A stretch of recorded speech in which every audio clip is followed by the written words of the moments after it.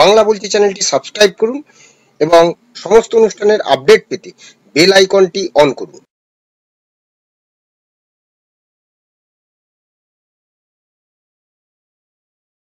নমস্কার, বাংলা বলছি চ্যানেলে আপনাদের স্বাগত। আজ ও ছাড়া পেলেন না, অর্থাৎ জেলবন্দি যে চিন্ময় কৃষ্ণ দাস, যিনি বাংলাদেশের ইসকনের সন্ন্যাসী, তিনি কিন্তু তার যে মামলা ছিল বাংলাদেশে, সেটা আরো 1 মাস পিছিয়ে গেল। কারণ তার হয়ে যে সমস্ত আইনজীবীরা সওয়াল করবেন তারাও আক্রান্ত, তার হয়ে কেউ দাঁড়াতেই পারলেন না। এই জায়গাটা থেকে দেখা যাচ্ছে যে আরো 1 মাস পিছিয়ে গেল। এখন প্রশ্ন হলো, যদি এই অবস্থা হয়, তাহলে ভারত বাংলাদেশের যে একটা বিশেষ করে ভারত বাংলাদেশের আমাদের যে একটা সম্পর্ক, সেই সম্পর্ক আরো অবনতি হতে চলেছে। ত্রিপুরাতে যেমন আমরা দেখলাম, প্রায় ব্যবসা বাণিজ্য, অর্থাৎ এখান থেকে যে সমস্ত জিনিসপত্র বাংলাদেশে যায়, ব্যবসায়ীরা বলে দিয়েছেন তারা পাঠাবেন না। অন্যদিকে যা শোনা গেল যে হোটেলে যারা, সেখানে হোটেল ব্যবসায়ীরা, তারা বাংলাদেশ থেকে যারা আসছেন তাদেরকে তারা আর হোটেলে থাকতে দেবেন না, বা থাকা খাওয়ার যে ব্যবস্থা সেগুলো তারা করবেন না। অন্যদিকে ত্রিপুরায় যে বাংলাদেশের যে অভিবাসন বা যে ভিসা অফিস, সেটাও বন্ধ করে দেওয়া হয়েছে, কারণ সেখানে আক্রান্ত হয়েছে। এখন প্রশ্ন হলো, এইভাবে যদি চলতে থাকে তাহলে তো আহ বাংলাদেশের যে সমস্ত মানুষ সেখানে রয়েছেন, তারা যেমন এই দেশে বিভিন্ন কাজে তারা আসেন, বিশেষ করে চিকিৎসা, সেই চিকিৎসা, এবং এ রাজ্যেও যারা, যে সমস্ত হাসপাতালগুলো বাংলাদেশি পেশেন্টদের উপরে নির্ভরশীল ছিল, তাদেরও একটা সংকট দেখা দিচ্ছে। এখন এই সংকট কিভাবে কাটা যায়? অন্যদিকে মমতা বন্দ্যোপাধ্যায় বলছেন রাষ্ট্রপুঞ্জের কাছে আবেদন করুক যে শান্তি সেনা নামানো হোক। কতটা আদৌ শান্তি ফিরবে কি? আজকে আমি এই বিষয়গুলো নিয়ে আলোচনা করব। আমার সঙ্গে রয়েছেন কাজী মাসুম আক্তার, বিশিষ্ট শিক্ষক, শিক্ষাবিদ। আহ মাসুমদা, আপনাকে স্বাগত জানাচ্ছি বাংলা বলছে চ্যানেলে।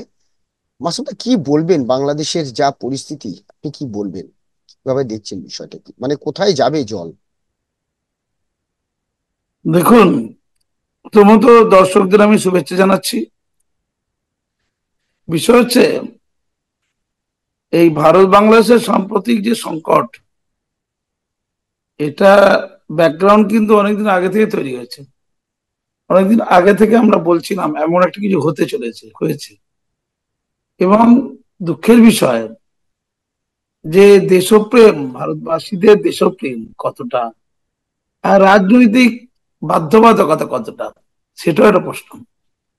কারণ বিভিন্ন রাজনৈতিক দল, দেশের যখন কোনো সংকট হয়, মর্যাদার প্রশ্ন ওঠে, নিরাপত্তার প্রশ্ন ওঠে, তখন আমরা আমেরিকাকে বারে বারে দেখেছি, পৃথিবীর অনেক দেশ দেখেছি আমরা, তারা সমস্ত ইস্যুতে যতই তাদের বিরোধ থাক, দেশের সার্বভৌমিকতা, দেশের মর্যাদা, দেশের সমৃদ্ধি, দেশের শান্তি শৃঙ্খলা প্রশ্নে, বিশেষ করে নিরাপত্তার প্রশ্নে, মর্যাদার প্রশ্নে, তারা কিন্তু ঐক্যবদ্ধ থাকে। এক আজব দেশ, এখানেও তো বলাই নেই কে কাকে কতটা ডিভিডেন্ড দেবে, কে কাকে কতটা লেংচি মেরে ফেলবে, তার কম্পিটিশন চলছে। যেমন মাননীয় বলছেন শান্তি বাহিনী বাংলাদেশে পাঠানো, এটা কেন বলেছে? এটা খুব ইন্টারেস্টিং। এটা বলেছে এই কারণে, নরেন্দ্র মোদী যে দিল্লিতে একটু চুপ আছেন, এই সময় তিনি কত বেশি দেশভক্ত এটা প্রমাণ করলেন এই কথা বলে। জানে কিছুই হবে না, কিন্তু বলে দিচ্ছেন। লোকের কাছে ধারণা হলো যে মাননীয় কত খাটছেন, বাবা, বাংলাদেশের মানুষের জন্য ফিদা। উনি তখন বললেন, মানে যখন হাসিনার সময় আর কি, জামাত ইসলামী এবং বিএনপি বা তাদের অনুগামীরা যখন অত্যাচারিত হচ্ছে কিছুটা, সে সময় বললেন ভারতে বাংলা দরজা খোলা, সব চলে এসো, আমরা আশ্রয় দেব। এখন কিন্তু বলছেন না, মানে যখন ওই আওয়ামী লীগের লোকদের ধরে ধরে মারছে বা সংখ্যালঘুদের মারছে, এরকম একটা ঘটনা ঘটছে, তখন কিন্তু বেশ চুপচাপ। হ্যাঁ, তখন আর তোমরা এসো ভাই ভাই এরকম বলছে না। মানে ব্যাপারটা কি বলুন তো, ব্যাপারটা বিজেপি তার হিন্দু ভোট, সেটা সুনিশ্চিত করতে হবে। তার জন্য যেরকম ভাবে কথা বলতে হবে। আর দিদি মাননীয় আমাদের পশ্চিমবঙ্গের দৃষ্টিকোণ থেকে বলছি, তার মুসলিম ভোট, খামোকা ওখানে সব ঝামেলায় গিয়ে কত কষ্ট করে ওয়াকআপ নিয়ে হই হই করছি, 26 পর্যন্ত চালিয়ে যেতে হবে এখন। এইটা ওয়াকা বিল পাস হবে না, পাস করবো না বললেও চালিয়ে যাবো, করে দিতে পারে ভয়টা রাখতে হবে। যেমন সিএ ভয়টাকে কতদিন টেনে নিয়ে যাওয়া হয়েছে, এখন আর সিএটা চলছে না, এই ওয়াকআপটা চলছে ভালো। হঠাৎ করে খামাখা বাংলাদেশ ইস্যু নিয়ে যারা বাংলাদেশের সংখ্যাগুরুদের সাথে নেই, মানে গাল দিচ্ছে আর যারা সংখ্যাগুরুদের, তাদের সাথে যে দ্বিতীয় গাল দেয়, এখানকার সংখ্যালঘুদের ভোট 35%, কেন বাবা যাব? আর মুসলমানদের মধ্যে কাজী মাসুম আক্তার মতো পাগল আর কটা আছে যারা বলবে যে ওখানকার সংখ্যালঘুদের যদি সংখ্যাগুরু মুসলমানরা অত্যাচার করে, এখানকার সংখ্যালঘু মুসলমানদের গর্জে উঠতে হবে, প্রতিবাদে প্রতিরোধে মুখর হতে হবে। কারণ ও দেশের সংখ্যালঘুরা যদি অত্যাচারিত হয়, এই দেশের সংখ্যালঘুরা নিরাপদ নয়। কারণ নিউটনের থার্ড ল তিনি বোঝেন, জানেন, এবং এটা অমানবিকতা। ওই দেশের সবল মুসলমানরা যদি দুর্বল হিন্দুদের বা সংখ্যালঘুদের উপর অত্যাচার চালায়, এদেশের মুসলমানদের তার প্রতিবাদ করতে হবে নীতিগত কারণে, মানবিক কারণে। এইটা কথা কাজী মাসুম আক্তারের মধ্যে কিছু পাগল আছে সমাজে, মুসলিম সমাজে বেসিক্যালি পাগল, তারা বলে সেই সংখ্যা তো তাদের দিয়ে তো ভোট হয় না। এবার আমার কথা শুনে আমি যখন এটা দিয়ে দিনের পর দিন বলছি, খবর কাছে লিখছি, এবং তারপর সাধু সন্ন্যাসীদের সাথে গত 4 দিন আগে নেমে গিয়েছিলাম কলকাতা রাস্তায় রাজপথে, সামনে থেকে আমি নেতৃত্ব দিলাম ওদের। কেন ওদের যে বক্তব্য, সে বক্তব্য তো সঠিক। কে আপনার এই গেরুয়া প্রসঙ্গ পড়েছে, কে থেকে সাদা আমি পড়েছে, আমি কে একটু সবুজ পড়েছে, ইন্টারাপ্ট আমার তার করছি। দেখা দরকার নেই। আপনার এই প্রসঙ্গ থেকে একটা জিনিস, যে দেখুন, মানে ওপারে আওয়ামী লীগের যারা সমর্থক বেশিরভাগ হচ্ছে সংখ্যালঘু মানুষ, অর্থাৎ হিন্দু বা অন্যান্য সম্প্রদায়, সংখ্যালঘু সম্প্রদায়। সেটা কিন্তু তারা স্বীকারও করছে যে তারা রাজনৈতিক হামলার শিকার। সেটা ইউনিস সরকার, মানে অন্তর্বর্তী সরকারের তরফ থেকে মুখপাত্ররা বলছেন যে ধর্মীয় ভাবে নয়। এবারে আবার যারা সংখ্যালঘু মানুষ, তারা মুসলমান সম্প্রদায়, তারা আবার আমাদের তৃণমূলের ভোটার। অর্থাৎ এই যে দুপারের দুরকম রাজনীতি, এতে কি সাধারণ মানুষের জাতাকলে পড়ছে না? কি বলবেন? না না, একদম একদম। আমি যেটা বলতে গিয়ে রুখে গেলাম, আমি ওইটাকে শেষ করি। হুম।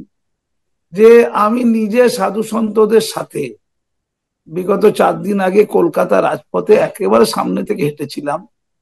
আমি বলতে চেয়েছিলাম, অন্যায় অন্যায়, পাপ পাপই হয়।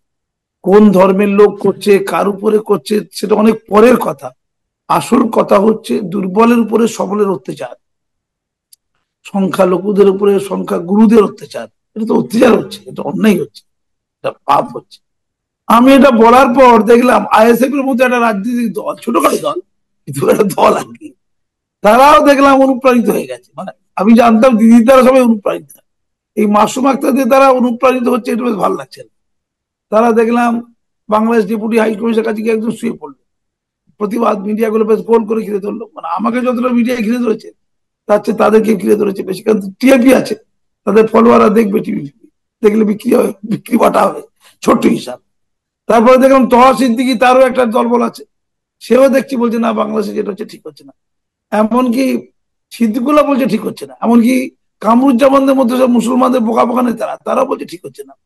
এমনকি হুমায়ুন কবির, যে ভাগীরথী জলে ফাঁসি দেবে বলেছিল, সেও বলছে ওটা ঠিক হচ্ছে না। তাহলে কাজী মাসুম আক্তাররা বললে আজকাল দেখছি কিছু লোক শুনছে, স্বীকার করবে না। এই জন্য একটু ধন্যবাদ দিয়ে তা দেবে না, কিন্তু আমি সেটা আশা করি না, আশা করি না।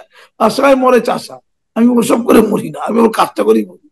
আমার প্রশ্নটা অন্য জায়গায়, যে সনাতনী খাদরে পে বলছে না, সনাতনী খাদরে পে। আরে সনাতনী না, মাসুম আক্তারও খাদরে পে, আমিও সনাতনী। ভারতে যে অনাদি অনন্ত দিন ধরে আছে, যুগ যুগ ধরে হিন্দু মুসলিম বৌদ্ধ খ্রিস্টান সব সনাতনী। বাংলাদেশে যারা মারছে তাদের মধ্যে হয়তো অনেকে সনাতনী আছে, যে মার খাচ্ছে তারা হয়তো সনাতনী। এই ব্যাপারটাই পুরো একদম অন্ধকার অন্ধকার, ক্লিয়ার না। আসলে কি হয়েছে বলুন তো?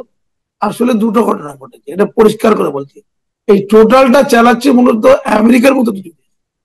এর মধ্যে একটা অভিসন্ধি আছে, অনেক দূরের অভিসন্ধি। এটা কি, আমি যদি ভুল বলে থাকি তো ভুল, এটা আমার মনে হয়েছে।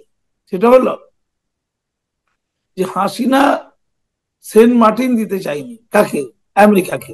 আমেরিকার রাগ হয়েছে, রাগ হয়ে যাওয়ার পরে যখন ছাত্র আন্দোলন হচ্ছিল, সেই ছাত্র আন্দোলনের সময় হাসিনার বিরোধিতা করেছে ছাত্ররা।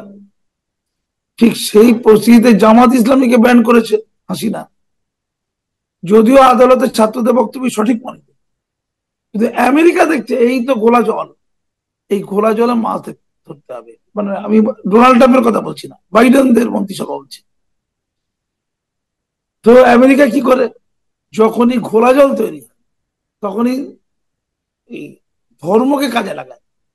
যেমন লাদেনকে কাজে লাগিয়েছে, লাদেনকে তৈরি করেছে, তালিবানদের পয়দা করেছে।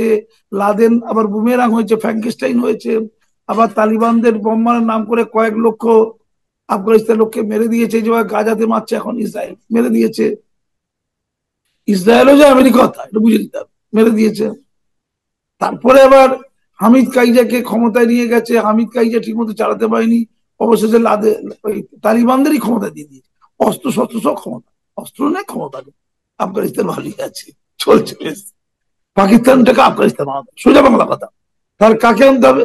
আমাদের মনের মতো লোককে আনতে হবে। মনের মতো লোককে, যে আমেরিকার আশীর্বাদ পেয়েছে, একসময় লাদেন আশীর্বাদ পেয়েছিল আমেরিকার, এখানে ইউনুস আশীর্বাদ পেয়েছে, নোবেল পেয়েছে, পেয়ে সেই ইউনুসকে প্রধান উপদেষ্টা করে একটা টিম তৈরি করে হাসিনাকে তাড়িয়ে দিয়ে ক্লিয়ার।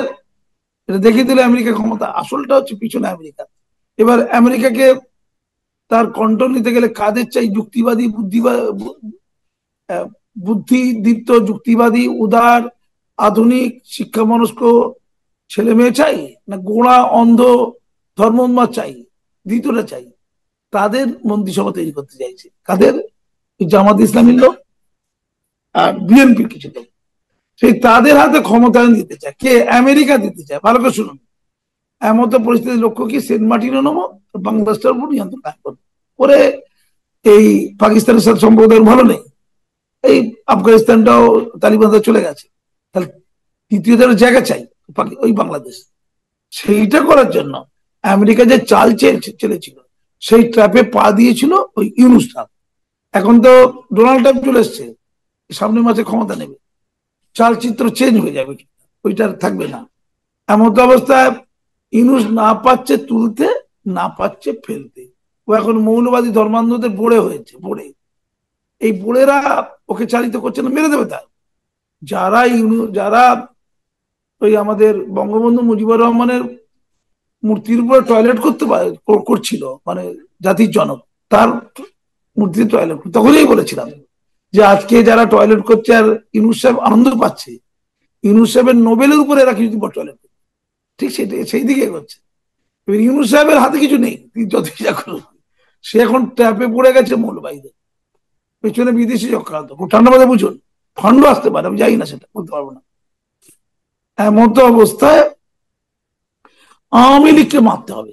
প্রায় 5,000 মতো আওয়ামী লীগের লোককে মেরে দিয়েছে। ভালো করে শুনুন, এই 5,000-এর মধ্যে 4,000-এর বেশি মুসলমান, তারা আওয়ামী লীগ করেছে বলে মার খেয়েছে। আর কারা মারধর খেয়েছে?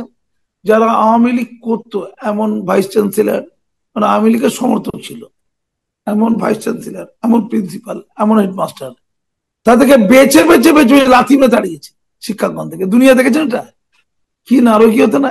এবং বেছে বেছে বেছে বেছে হিন্দু কোনগুলো, হিন্দু সংখ্যালঘু, তাদেরকে বেশি করে লাথি মেরেছে। এই জয়প্রকাশ মজুমদারকে ওই লুগি পরে প্রবল এক লাথি মেরে কচু বনে ফেলেছিল, দেখেছেন তো? ওটা তো একটা ঘটেছে, বাংলাদেশের সকাল বিকেল ঘটছে, যখন তখন লুগি পরে মেরে দিচ্ছে, উড়ে গিয়ে লাথি মারা। এই কদিন আগে দেখছিলাম, উড়ে গিয়ে লাথি মেরে দিল, একটা দোকানদারকে মেরে দিল লাথি। তো এই লাথি চলছে। কিন্তু আমার প্রশ্ন, সাম্প্রদায়িক জায়গাটা আসছে কোথায়? একসাথে দুটো অঙ্ক মিলিয়েছে, এক হচ্ছে আওয়ামী লীগের সমর্থক, দুই হচ্ছে ভারতের সমর্থক। Awami League equal to Bharat, equal to Hindu, equal to Rabindranath, equal to জাতীয় সঙ্গীত, ইকুয়াল টু জাতীয় পতাকা, সব এক করে ভারতের জাতীয় পতাকা বলছে, ভারতের সবটা একাকার করে হিন্দু বিদ্বেষী মানসিকতা তৈরি করেছে। কারণ পুরো বাংলাদেশে টোটাল হিন্দুরা আওয়ামী লীগকে সমর্থন করত। আর আওয়ামী লীগের যদি নেত্রী, সেই হাসিনা বসে আছে ভারতে, ভারত থেকে ইউনুস হাসিনাকে চাইছে, ভারত দিচ্ছে না, তাই তো? ইউনুসকে একদম। গেলে ভালো করে দায়িত্ব সহকারে, ওই হাসিনা গেলে দায়িত্ব সহকারে তাকে মারবে। যেমন বাংলা পাকিস্তানে যিনি প্রেসিডেন্ট হবেন, তার প্রধানমন্ত্রী হবেন, তার মৃত্যু অবজ্ঞাত হবে, এটা লেখা আছে ওদের সংবিধান। যে প্রধানমন্ত্রী হবে তাকে হয় ফাঁসি দেওয়া হবে, নাহলে গুলি করে মারা হবে, নাহলে বোম দিয়ে মারা হবে। এখন ওয়েটিং লিস্ট আছে, ইমরান খান ও মরবে কয়েকদিন পরে। সেই পরম্পরা বাংলাদেশে রাখতে হবে না? একই রক্ত, চিন্তা করতে হবে না? কৃতজ্ঞতা বোধ ফালতু কথা। কৃতজ্ঞতা কি গো? স্বাধীন করতে কে বলেছিল? একদম একদম। পাকিস্তানের সঙ্গেই থাকতাম, কি ভালো ছিলাম। কেন ইন্দিরা গান্ধী স্বাধীন করতে গেছে? স্বাধীন করছে আর। তো এখন এমন একটা অবস্থা হয়ে দাঁড়িয়েছে যে মসজিদকে ভাঙবে না, মানে বিদ্বেষ। একসাথে দুটো হচ্ছে, এক হচ্ছে আওয়ামী লীগ বিদ্বেষ, আর হচ্ছে হিন্দু বিদ্বেষ, সংখ্যালঘু বিদ্বেষ। এই দুটো বিদ্বেষ এক কাজে যুক্ত হয়েছে, ক্লিয়ার? এই দুটো বিদ্বেষের ফসল হচ্ছে ওই চিন্ময় প্রভু, ঠোকা ছেলে। তার অ্যাডভোকেটদেরকে ভালো করে শাস্তি করে দেয়, ঢুকতে না পারে। আমার প্রশ্ন বাংলাদেশিদের কাছে, অনেক বাংলাদেশি আমাকে বলছে যে স্যার আপনি বাস্তবটা জানুন। বাস্তবে এমন নয়। ভারতীয় মিডিয়াগুলো প্রপাগান্ডা করছে, মিথ্যাচার করছে, অন্যায় করছে, দুটো দেশের সম্পর্ক নষ্ট করছে। আপনার মতো এত ভালো মানুষ ওই প্রপাগান্ডার বলি হচ্ছেন কেন? আমাকে বলছি, আমাকে সোশ্যাল মিডিয়া, আমি তো রোজই বলছি পাগলার মতো, কিন্তু পাগল লোক মূলত, রোজই বলছি। তো আমাকে লিখে পাঠিয়েছে, আমি তাদের বলেছি দাদা আপনারা এই আওয়ামী লীগ অন্যায় করেছে, চোর চিটিং বা ছ্যাচোর আওয়ামী লীগ, স্বৈরাচারী, হাসিনা নোংরা স্বৈরাচারী, সব মানলাম। আওয়ামী লীগের লোককে মারতে হবে, মারছেন, মানলাম। পলিটিক্যালি একটা হিংসা ভারতেও হয়, পশ্চিমবঙ্গ হয় হয়, মানলাম। কিন্তু আপনারা হিন্দুদের মারছেন কেন? আওয়ামী লীগের মুসলমান আছে, হিন্দু আছে, কিন্তু হিন্দু বলে বেশিরভাগ আছে, বেশিরভাগ আছে কেন? উত্তর দিন। আপনি বলবেন না না না না সবাই মার কাছে, মুসলমান মার কাছে, মানলাম মানলাম। তাহলে মুসলমানরা মার কাছে, হিন্দুরা মার কাছে। তাহলে বেছে বেছে মন্দিরটা ভাঙা হচ্ছে কেন? বিগ্রহটা ভাঙা হচ্ছে কেন? একটা মসজিদ কেন আমরা ভাঙিনি? আপনারা রেখে গিয়ে একটা মসজিদ ভাঙতে পারেন তো? ওই মসজিদ হচ্ছে আওয়ামী লীগের মসজিদ, আওয়ামী লীগের নেতার মসজিদ হতে পারে তো? বা আওয়ামী লীগের নেতার সম্পত্তির উপর তৈরি হওয়া মসজিদ, বা আওয়ামী লীগের লোকজন চালায় এমন কোন মসজিদ, দু চারটা ভেঙে দিন। সেটা ভাঙছেন না আপনি। আপনি বেছে বেছে মন্দিরটা ভাঙছেন। মন্দির কি দোষ করেছেন? আওয়ামী লীগ হেরে গেছে, খারাপ লোক, তো মন্দির কি দোষ করলো? আর মন্দিরের মধ্যে ঠাকুরটা কি দোষ করলো? আর হিন্দু রমণীটা কি দোষ করলো? রমণী হিন্দু লোকেদের বাড়িটা কি দোষ করলো? এটা হচ্ছে সাম্প্রদায়িকতা। বাংলাদেশে ঠিক তাই চলছে। এটা পৃথিবীতে যত ধরনের হিংসা আছে না, সাম্প্রদায়িক হিংসার চেয়ে বড় হিংসা হয় না। এটা একদম খুব ঠিক ছোঁয়াচে বলেছেন। অসুখ, জানেন তো? একদম একদম ছোঁয়াচে অসুখ। ঠিক। আজকে ঠিক সেই ঘটনা বাংলাদেশে ঘটছে। এটা বন্ধ হোক, ভারতবর্ষ সদর্থক ভূমিকা নিক, রাজনৈতিক কচকচালি বন্ধ করুক, আর ভারতের বিভিন্ন রাজ্যগুলো দেশের মর্যাদাকে অক্ষুণ্ণ করতে সাহায্য করুক। আমি শুধু যারা প্রতিবাদ করছে, যারা বাংলাদেশের জাতীয় সঙ্গীত পোড়াচ্ছে, মানে ভারতের রবীন্দ্রনাথের জাতীয় সঙ্গীত চলবে না, ভারতের পতাকাটা পোড়াচ্ছে, তাদেরকে আমি কুর্নিশ জানাচ্ছি। আপনাদের প্রতিবাদ একদম সলিড, প্রাসঙ্গিক, আমি সোশ্যাল মিডিয়ায় লিখেছি। কিন্তু এইটা করে আপনারা যে প্রতিবাদ করছেন, এটা তো বিদেশের মাটি। আমেরিকার পতাকাও আরব কান্ট্রিতে রোজ পুড়ছে, রোজ প্রত্যেক দিন পোড়াচ্ছে আমেরিকার পতাকা আরবে। আপনি দেখুন প্রত্যেক দিন পোড়ায়, রুটিন করে পোড়ায় একদম। তো অন্যায়, পোড়াচ্ছে, ভারতেরও করছে অন্যায়। কিন্তু আপনারা বাংলাদেশের লোককে সংযত করতে পারবেন না, ওটা অন্য দেশ, তাই যুদ্ধ করতে হবে। তাহলে আপনারা ভারতকে সংযত করতে, ভারতকে পারবেন। ভারতে যদি কোনো ভারতীয় জাতীয় পতাকা পোড়ায় বা জাতীয় সঙ্গীত গাওয়াকে অসম্মান করে, আপনার মুখে দাঁড়াতে পারবেন। হ্যাঁ, আমি কাজী মাসুদ। পশ্চিমবঙ্গের কলকাতা বলে একটা শহর আছে, সেই কলকাতা শহরের মধ্যে একটা মেটিয়াপুর বলে জায়গা আছে। সেখানে 2015 সালে স্কুলের মাদ্রাসার, সরকারি মাদ্রাসার প্রার্থনা সভায় ছাত্রছাত্রীদের যে প্রার্থনা হয়, সেই সবাই জাতীয় সঙ্গীত চালু করেছিলাম, শুরু করেছিলাম। এটা ছিল মূল মূল অপরাধ। আরো অপরাধ ছিল, বিবেকানন্দের জন্মদিন, রবীন্দ্রনাথের জন্মদিন উদযাপন করেছিলাম, আলী মারিজ বন্ধ করেছিলাম, সন্ত্রাসবাদের বিরুদ্ধে খবরের কাছে আর্টিকেল লিখেছিলাম, এরকম একাধিক অপরাধ করেছি, বিরাট বড় অপরাধ সব। প্রধান অপরাধ জাতীয় সঙ্গীত গাওয়াতে গেছি। কত লোক ঘিরে ধরেছিল? 1000 লোক। কখন? স্কুল চলাকালীন সময়, অন ডিউটি।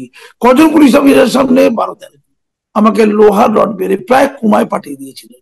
আপনারা তখন আন্দোলন করেছিলেন, বিক্ষোভ করেছিলেন, বাংলা মিডিয়াগুলো কি সোচ্চার হয়েছিল? ভীরু কাপুরুষ। আপনি ঘরের অপরাধীদের শাস্তি দিতে পারছেন না, শাস্তি করতে পারছেন না, তাদের বিরুদ্ধে ওয়ারেন্ট হয়েছে আমার আবেদনের পরিপ্রেক্ষিতে কোর্টে, তাদের বিরুদ্ধে জামিন অযোগ্য ধারা দেওয়া দরকার ছিল, কিন্তু তাদেরকে জামিন যোগ্য ধারা দেওয়া হয়েছে। এটা হচ্ছে ভোটের বাধ্যবাধকতা, সংখ্যালঘু ভোটের বাধ্যবাধকতা। আমি দোষ তুলতে যাচ্ছি না। নাগরিক সমাজ, মিডিয়া সমাজ, সুশীল সমাজ, দেশপ্রেমী সমাজ, ভারত মাতা কি জয় বলা সমাজ, ভারত মাতা কি জয় বলা সমাজ আজও প্রতিবাদ করেননি, আজও প্রতিরোধ করেনি। কেউ কেউ বিচ্ছিন্ন ভাবে করেছে, সে বিচ্ছিন্ন ভাবে কেন, বলিষ্ঠ ভাবে করতে পেরেছেন। আমি তো কোর্টে এখন লড়ছি, কই লয়ার দেবেন দুটো? তা তো দেবেন না। ওটা তো ভারত মাতার মাথায় লোয়ার অট্ট পড়েছে, মাথায় একদম পড়েনি। একদম, আপনার আপনারা যে ভুলে গেছেন প্রতিবাদ আপনি তার এই পাপ স্কুলে। আপনি বাংলাদেশে দেখতে পাচ্ছেন। আপনি বাংলাদেশকে কি কন্ট্রোল করবেন, ভারতকে কন্ট্রোল আসুন আমার কাছে, আসুন কাজী মাসুদ আক্তারের কাছে, সে আজও লড়ছে। ধন্যবাদ। হ্যাঁ, ধন্যবাদ মাসুমদা। সত্যি আপনিও তো এই রাজ্যে জাতীয় সঙ্গীত স্কুলে চালু করেছিলেন বলে আপনার উপর আক্রমণ হয়েছে। এটা নিয়ে হয়তো সমস্ত মিডিয়া বা করেনি, কিন্তু কেউ কেউ করেছে, আপনার পাশে ছিল। তো যাই হোক, আপনার যে প্রতিবাদ এটা চলছে, আপনার যে কথা, সত্যিই তো বিদেশের মাটিতে পোড়াতেই পারে ভারতের পতাকা, কিন্তু আমাদের দেশে বা বিশেষ করে আমাদের এই মাটিতে যখন দেশের পতাকা বা দেশের জাতীয় সঙ্গীতের অবমানিত হয়, তখন কতজন এগিয়ে আসে, এটা কিন্তু একটা বড় প্রশ্ন। কিন্তু আজকে বাংলাদেশে যে পরিস্থিতি যা হচ্ছে, আমরা চাই দ্রুত এর নিরসন হোক। আর আপনি যেটা বললেন, সত্যি বাংলাদেশে তো আমেরিকার যে আহ, আহ, আহ, আগ্রাসন, হ্যাঁ, সেই আমেরিকার যে অভিসন্ধি, সেই অভিসন্ধি সত্যি কি সেটা কিন্তু জানুয়ারিতেই বোঝা যাবে, যখন ডোনাল্ড ট্রাম্প তার ক্ষমতায় বসবেন। ধন্যবাদ আপনাকে, ধন্যবাদ আপনাদের সবাইকে, সবাই ভালো থাকবেন। নমস্কার।